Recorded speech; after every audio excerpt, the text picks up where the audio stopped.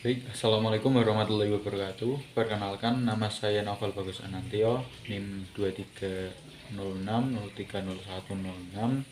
Di sini saya akan membahas tentang materi, menentukan topik dan rumusan masalah.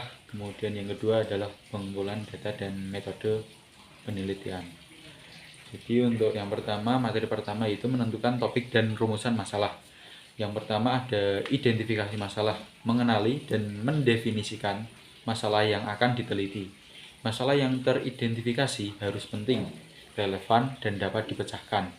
Ini dapat dilakukan dengan observasi atau studi literatur. Jadi kita bisa melakukan observasi dulu atau studi literatur dari sebuah buku atau berita, jurnal, dan sebagainya. Kemudian yang kedua itu buat pertanyaan penelitian. Rumuskan pertanyaan yang jelas dan spesifik yang ingin dijawab melalui penelitian. Pertanyaan ini harus mencerminkan masalah yang diidentifikasi. Kemudian yang ketiga, tentukan tujuan penelitian. Tujuan penelitian harus diambil dari rumusan masalah dan dinyatakan dalam bentuk pernyataan yang jelas tentang apa yang ingin dicapai. Yang keempat, evaluasi dan revisi. Tinjau kembali rumusan masalah dan tujuan untuk memastikan bahwa keduanya saling mendukung dan dapat diatur. Kemudian ada kriteria masalah yang baik. Yang pertama, relevan, artinya berhubungan dengan bidang ilmu yang kita teliti. Yang kedua, layak, artinya harus dapat dipecahkan dengan sumber daya yang tersedia. Yang ketiga, menarik, artinya harus menarik perhatian atau memiliki urgensi. Yang keempat, aktual, bersifat terkini dan relevan dengan kondisi saat ini. Studi literatur merujuk pada kegiatan menelaah buku, artikel, dan dokumen lain yang relevan untuk memahami konteks dan perkembangan teori terkait topik penelitian. Ini membantu peneliti mengidentifikasi kesenjangan dalam penelitian yang ada dan merumuskan pertanyaan penelitian yang lebih baik. Kegunaan studi literatur, yaitu definisi masalah, memberikan pemahaman yang jelas tentang masalah yang akan diteliti. Kedua, membantu mempersempit fokus penelitian. Yang ketiga, menghindari peniruan yang tidak disengaja dengan memberikan referensi yang tepat. Yang keempat, mengarahkan pengembangan kerangka teoritis dan hipotesis penelitian. Kemudian saya akan lanjut ke materi yang kedua, yaitu pengumpulan data dan metode penelitian. Jenis-jenis penelitian ada 3, yaitu yang pertama kualitatif, kemudian yang kedua kuantitatif, dan yang ketiga campuran.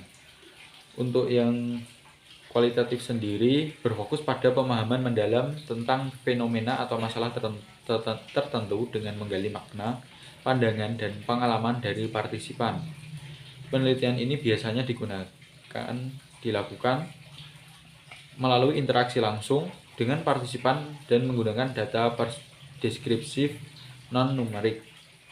Contohnya yaitu studi kasus, kemudian wawancara mendalam.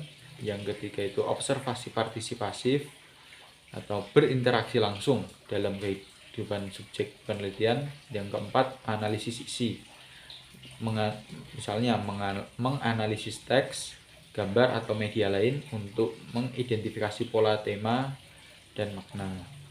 Dan yang kelima itu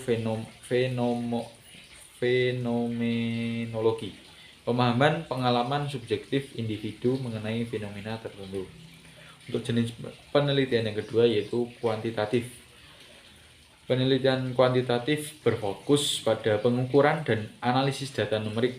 Penelitian ini menggunakan statistik dan model matematis untuk menguji hipotesis atau menjelaskan hubungan antar variabel.